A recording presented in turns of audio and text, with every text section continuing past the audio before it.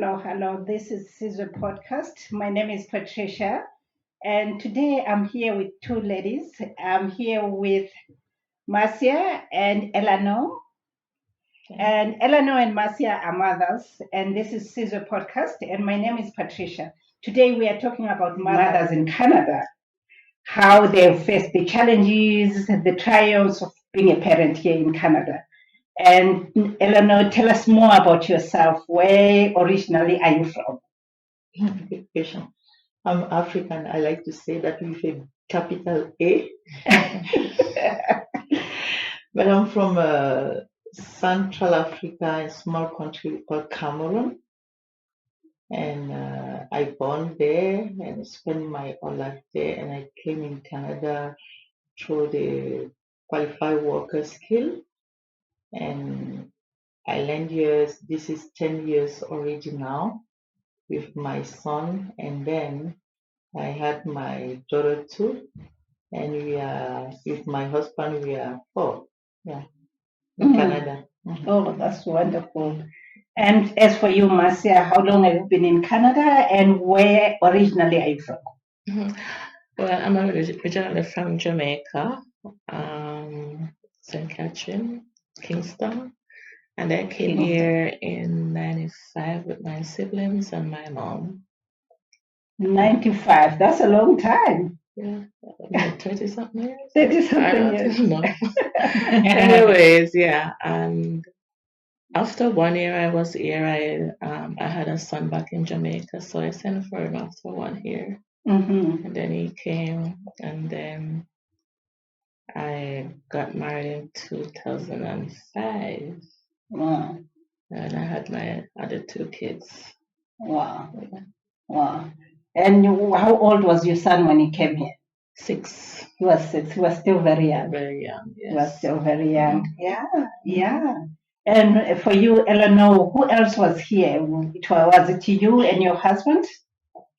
Yes, my sister was here because I came in Canada behind there, and I came when my son was like 18 months, and my husband was here already. So, but I have to move from Quebec to Edmonton where my husband was living. Wow.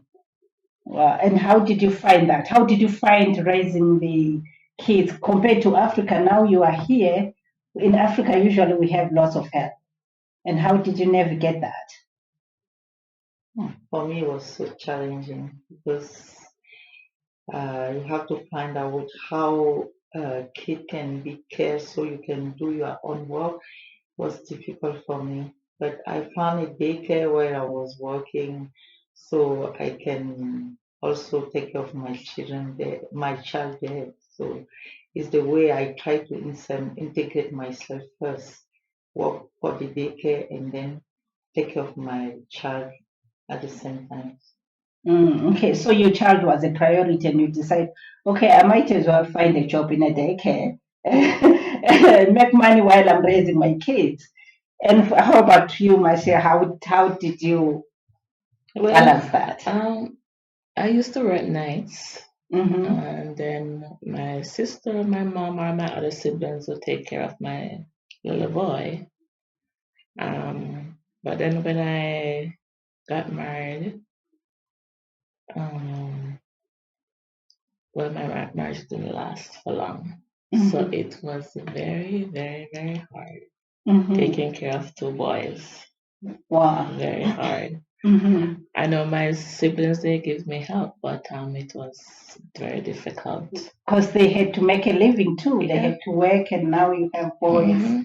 Yeah, who And then daycare. They go to daycare. They go to daycare. So in the mornings before I go to work, I drop them off at the daycare. And then in the evening, I'll pick them up back. And you pick them up, and you had to cook everything. You had to do the laundry. Everything by myself. Yeah. Yeah. Okay, and how did you ladies balance the cultures? Now you are here.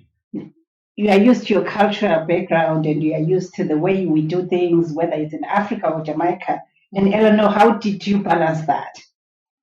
It seems like I lost my culture immediately because see, when I came here, I didn't receive the right information because back home I was totally African, dressed up African, eating African. When I came here, they just say the only thing you can bring here is the food, the spicy from Africa, but they didn't tell me that you can bring some clothes to make the difference between where you are in Africa. So brought any, I didn't bring any clothes, African clothes with me. And today, me, I regret because I'm totally Canadian every day wearing pants. And even in summer, I don't feel myself like my culture. I value my culture here and how I'm gonna show to my children too about this culture. I just dream when I'm gonna go back home to try to bring those things and make myself as I want to value my culture, especially in summer. Especially in the summer. And now, and how do you balance that with the kids? Do you cook them African food? Yes, of course. I'm cooking African food. That is very expensive, so it's not something we can eat every day. So occasionally, I'm doing that because I'm feel myself like I have to eat African. I have to teach my children and to keep this culture together in family with my husband and children. So I'm trying my best. It's not every time. Yes. And as for you, Kasia, how do you still teach them the Jamaican culture, that good Jamaican cuisine that is so good? Do they eat it and they cook Well, it? my kids, they hardly eat our food. They mostly like Canadian foods. I do cook Jamaicans, like holidays and some Sundays and special time, but they mostly eat the Canadian food, Is it especially the middle one. Mm-hmm.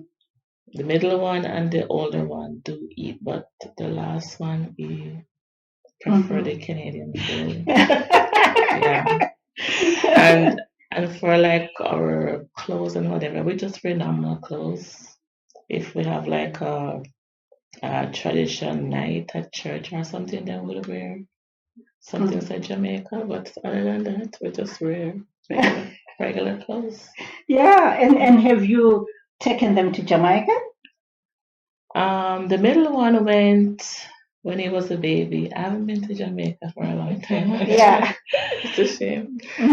But yeah, we're planning to go, so they will see what it's like. What it's like. Yeah, it's good for them to see and to have that sense of belonging and to realize that this is where we come from. But about the food, my first one, it was difficult for him to adapt. He was just want to eat Canadian food. But I keep talking and tell them the benefit of eating our food and to know that also because it's good. And also if they want to go to Africa, they will see the family relative grandma cooking those food. They have to know that they not to reject that because those are pizza and everything like they are eating there. They are not gonna find that easily in Africa if they go there, and it's gonna be disappointing if grandma or relative give you food and the children cannot eat.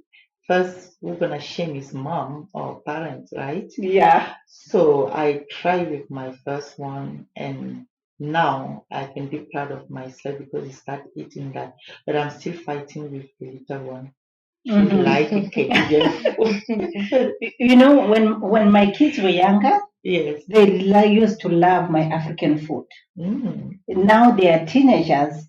No. They eat what they want. Now I'm hoping they will go back to eating the food because they used to love.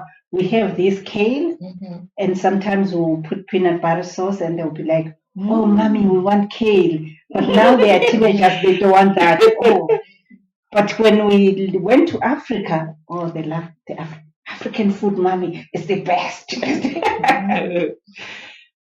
Oh, they used to love African food. And when it comes to clothing, so, oh, you said the only way it when you have events. Yeah. Yeah. Or if somebody goes to Jamaica and bring them back a shirt or something like that. But otherwise, it's just regular clothes. Mm-hmm. Yeah. Yeah. And what are the other things that we can instill in our children culturally so that they will know who they are, so that they have a sense of belonging and be proud of who they are and where their parents come from? For me, I didn't. I said at the beginning. I said at the beginning that I lost my culture because I came here, but it's not totally true. I still have it that inside of me. So occasionally, I got some gifts from people going in Africa and come back with some clothes. So I like the summer event, like Marcia said. We can wear that at church, like a African cultural day at church. We can wear that, and rally on summertime too. But to keep this culture, to show the children where they are from, I usually put myself on documentary from Africa. You know, yes, to teach them how people are living in Africa, how children are growing in Africa, how parents are raising children in Africa, and also mostly if I show those documentary to them or African moving, is to let them know that everything is not granted. Some children I don't have it, and you guys you have to respect what you have and respect your parents too. Yeah. Yeah, and for me, I gave my children cultural names. One of them, none of them used the cultural names at school. Now that I think about it, yeah, but I call them with their cultural names at home. How about you, ladies? Did you give them their cultural names or No, my kids just have regular names. the Canadian names? Yeah. And did you give yours Canadian names or? Oh no, me starting by me, I have my two name from my country, and I decided to keep it. It was so long. At the beginning, I was like, oh, my name is too long, maybe, but I decided to keep my name. And my two children, they have also their family name, and on the top of that, they have the Canadian name. Yeah, Occidental name. Yes. So which names do they prefer to use at school? Of course, it's a Canadian name. Yeah. Yeah, wow. Because it's easy to pronounce. It's easy, yes. Yes, and it's easy for them to integrate and to be identified easily in the community or society or at school. So it's like.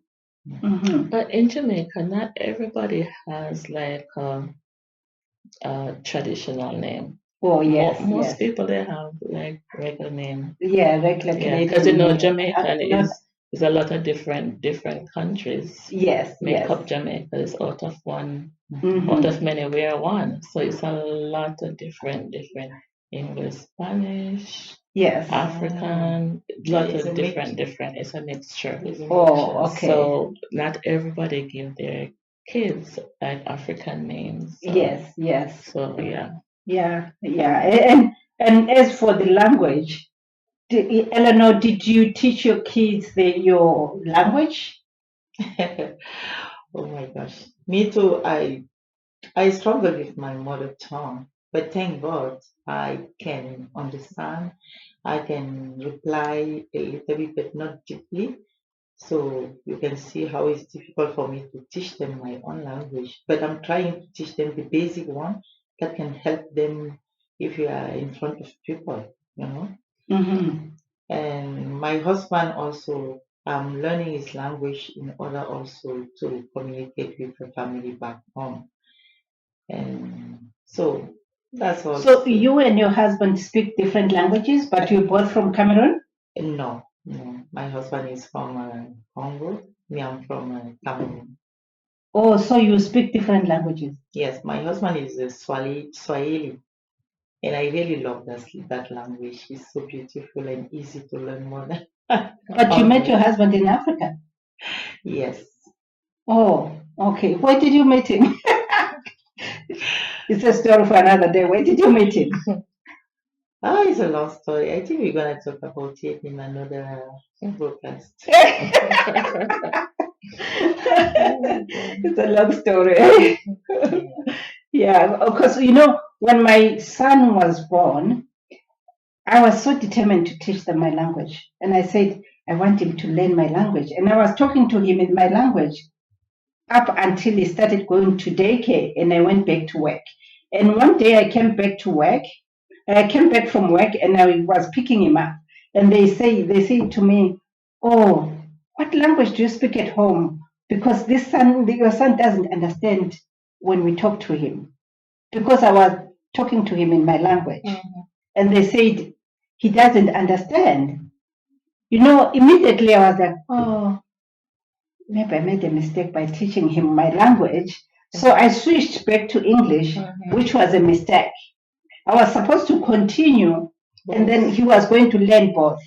After that, he lost my language. And for my second one, I was talking to her in English, and I regret doing that because now they've lost my own language. They are only speaking English. Yeah. Do you ladies think it's important for us to teach them our languages? Well, from Jamaica, we have broken English. Yes. But our language is English. Yes, But they yes. have broken English. If you hear my kids speak, they sound so funny. They sound so funny. Do they try and imitate you guys? Well, sometimes if I'm like shouting at them or I get mad a little bit, I will say it in broken English. Yeah. They understand me, but to hear them talking, oh my God, it sounds funny, very funny. Oh yeah, yeah, it's interesting. Because like I would say, come here. In the patois, Jamaica, you say, come here. Yeah. Yeah. Or move from there, move from there. Yeah. So it's broken. I think the Africans, they have the broken. Of course, we call in my country It's near. pidgin. Yeah. It's totally different. Like when I was back home, I decided to not learn pidgin because they say if you learn pidgin, your English gonna be bad. Yeah. So you were very intentional in like trying to learn the proper English? Yes, because my on the top of my mother tongue language, I have a French as a colonized language. So Yeah, we grow up in French. So French is like our our main language. Your main language. And unlike us, we were colonized by the British. So English was our main language at school. Exactly. And then we had our own languages, different languages too. Yeah, yeah. So what else can we tell the people about raising children in Canada? Well, for a single parent, I can speak on that. It's very hard for a single parent. But if you have like relatives or if you have a church community, you can get help from those people. But for you being alone with your kid, your child is very hard. It's very hard. It's very hard. And also having somebody, a father figure or auntie that. The father figure, church brothers and pastors, and my brother. I have a brother. Yes. Yeah, and like my older son, he's there. I mean, he's not a father, but he's there like a bigger brother. Yeah. Yes. So he step in and like my brother and the church family, everybody just come together and try to rally around me. So I'm thankful for that. Yeah. Because we end up leaning on close friends, especially church members, because they end up being like a family, because most of us don't have big family members. So you have to find those people that can really rally with you in raising the kids, and most of the time it's the church family. How about you, Eleanor? Besides your sister and your husband, who else is there? Even even when I was with my sister in Quebec, because unfortunately I just spent 8 months there, it was difficult because everyone is busy. So the only issue was like the daycare. But when we came in Edmonton, we were family together with my husband, so he can help, but not as much because he's doing on the field that they work until late at night. So I have to restrain my work life instead of doing maybe work who can take me too long all the day, or maybe work two jobs or whatever. I decide to do not make money and make little bit Take care money of just to kids. pay my bills to take care of my children. So Mm-hmm. I like a count on people. For me, with my experience, I think like people are really busy. People cannot tell you the truth, but it's that the fact. You can imagine, you can see. First time is gonna be okay. Second time is okay, but not as much every Not time. as much. Yes. So for me, I don't really count too much on people. I prefer to be uh, to gain a little bit money and to be more with my children and to raise them. So this is the way I'm thinking. You're gonna say maybe, oh, your husband can help you. I tell you that his work doesn't allow him to totally involve in the care of children at home. So you mean to say that when you are home, sometimes you are working, you have to limit the amount of work that you are doing, trying to balance the work and taking care of kids. Sometimes you have to work less hours because now you are compromising something. Is that true? uh, when I say working less time, for someone like me, I thank God because I have a schedule like a 8 to 4. I thank God for that. But some people can have it, they have another job because the money they are gaining is not enough to raise the family. You understand? Mm-hmm. So this is my situation. But I say no, I prefer to stay with that work who help me to have a less like a regular time of work and come back early to take care of my child at daycare before the daycare close, to have them at home and to teach them and to take care of them and give them food to eat, and you know Mm-hmm. this is what somebody who has like a two jobs cannot do. That it's difficult.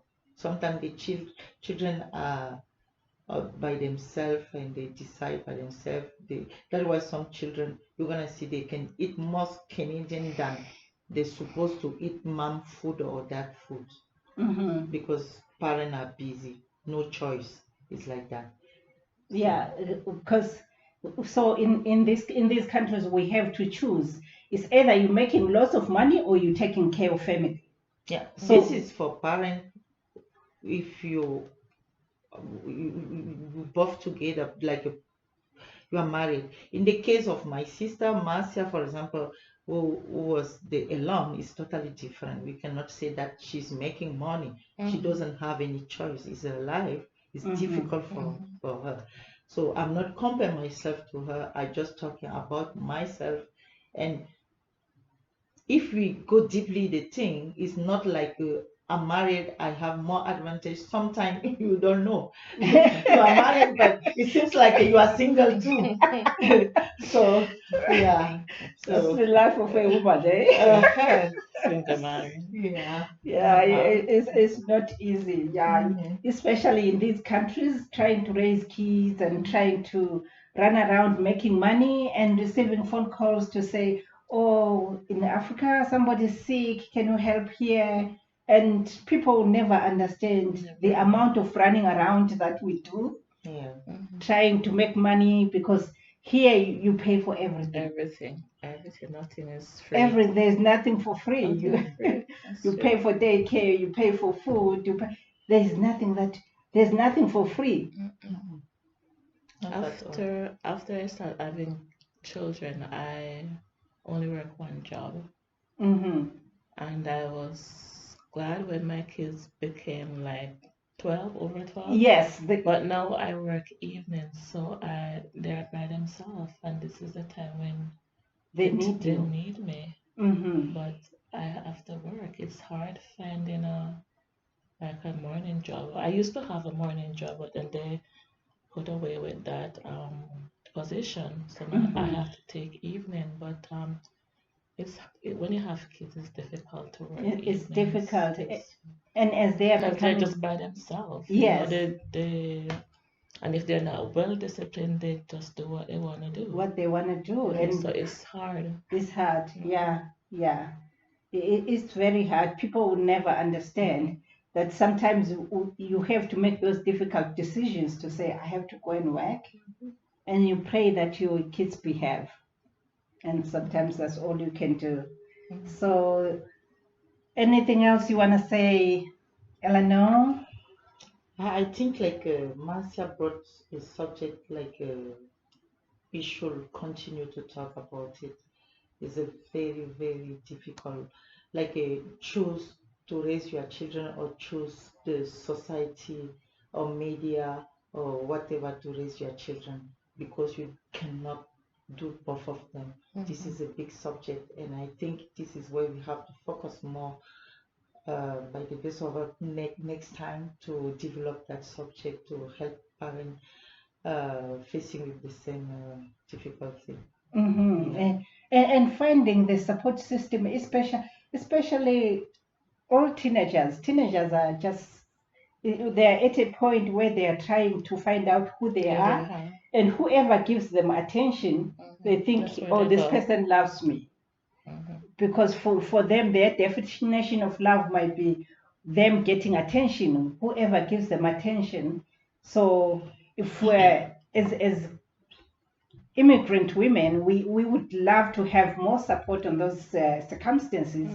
And we're looking forward to other women to come and we talk about these issues so that we address them and we take them to the right authorities. And if you just joined us, this is CISO Podcast, and my name is Patricia, and I'm here with Marcia and Eleanor. And Eleanor is from Cameroon, and Marcia is all the way from Jamaica. Yeah, so we are talking about motherhood and the challenges of raising kids. Anything else that you would like to talk about, Marcia? Especially like my kids, they're boys. I only have boys, 3 boys. And so being teenagers, it's difficult for them. So as the Bible said, train up the child in the way they should go, and when they're old, they should not depart from them. So I try to teach my kids the right way, the proper way, the right thing to do. Try to tell them right from wrong. But sometimes kids, they don't do what you say or go the way which you want them to go. But I pray to God every day that they will take what I have to say, what the church teach them, and the rest of my family, and that they will take that and grow on that, because it's hard to be black. It's very hard. Especially being a black boy. Being a black, yeah. And it is those things that scare us as a mother. I have a son, my son is 17, and he started driving now. And if you look at him, this boy, when you look at him, you would think he's 24.